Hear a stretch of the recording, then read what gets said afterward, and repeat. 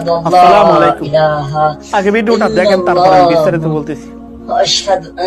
তবে অবশ্যই ইসলাম প্রচারের জন্য পেজটি ফলো করে দিবেন, ভিডিওটা শেয়ার করে দিবেন প্লিজ।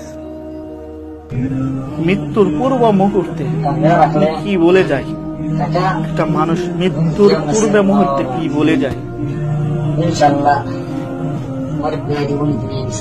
আর মুহূর্তটাই কিরকম?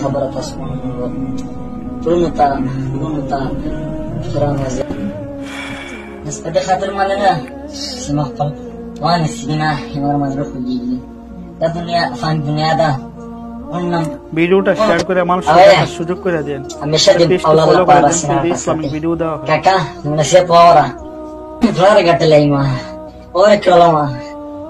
আশহাদু আল্লা ইলাহা ইল্লাল্লাহ ওয়া আশহাদু আন্না মুহাম্মাদান আবদুহু ওয়া রাসূলুহু। জি, আমরা একটা জিনিস জানি যে মৃত্যুর পূর্ব মুহূর্তে আজরাইল আলাইহিস সালামকে যে মৃত ব্যক্তি মানে যে মারা যাবে সে কিন্তু দেখতে পারে অনেক সুরতে, যে যেই রকম ব্যক্তি সে সেই রকম সুরতে দেখে। এই মানুষটা কিন্তু টলমল করে তার বন্ধুদেরকে, তার আত্মীয় স্বজনকে একটা জিনিস দেখাচ্ছিল এবং বলতেছিল, এবং শেষ মুহূর্তে সে কিন্তু তার মুখে কালিমা পাঠ করেছে। একটা জিনিস করতে পারছেন, লা ইলাহা, সে কিন্তু বলেছে। সে এটা বলার পর আস্তে করে সে মারা গেছে। এই বিষয়টা কতটুকু হৃদয় বিদারক এবং কতটুকু আনন্দ? আপনার প্রশ্ন আসতে পারে, হৃদয় বিদারক কষ্টের জায়গায় আনন্দ কি? কয়জনের মৃত্যুর পূর্ব মুহূর্তে লা ইলাহা পড়তে পারে? এ ভাগ্য সুভাগ্য কতজন হইতে পারে? এক নেককার মানুষ ছাড়া এই পৃথিবীতে কারো কি হয়ে থাকে? হয়ে থাকে না। আল্লাহ যাকে পছন্দ করে, যিনি আল্লাহর কাজ করে, একমাত্র তিনি এইরকম করতে পারে। কিন্তু এই বাইটা করতেছিল।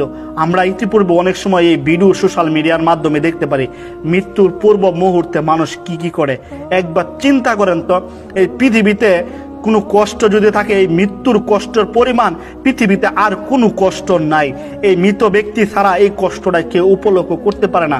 কোনো মৃত ব্যক্তির কষ্ট যদি কেউ উপলক্ষ করতে পারতো, এই মানুষ পৃথিবীতে কোনোদিন বিন্দুক পরিমাণ একটা অপরাধ করতো না।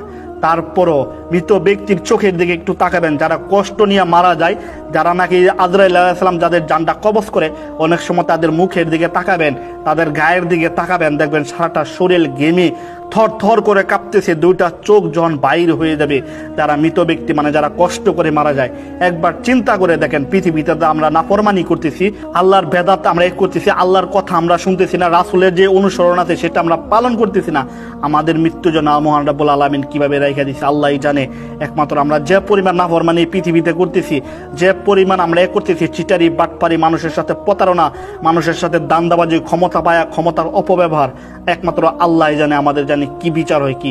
এটা দেখে আমরা একটা শিক্ষা নিতে পারি, এখনো ভালো হয়ে যায় না, হয়তো বা মৃত্যুর সময় আমাদের তো কষ্ট হবে, আর কবরে জানি কত আযাব, সেটার তো কোনো হিসাব নাই। কারণ রাসূল সাল্লাল্লাহু আলাইহি সাল্লাম কিন্তু বলছে যে কবর থেকে ভয়ঙ্কর জায়গা আমি এই পৃথিবীতে আর কোনো কিছু দেখি নাই। আল্লাহ আমাদেরকে সকলকে হেদায়েত দান করুক এবং সঠিক পথে পথ চলার তৌফিক দান করুক। ভিডিওটা বেশি বেশি শেয়ার করুন, পেজটি ফলো করে দিন। আসসালামু আলাইকুম ওয়া রাহমাতুল্লাহি ওয়া বারাকাতুহু।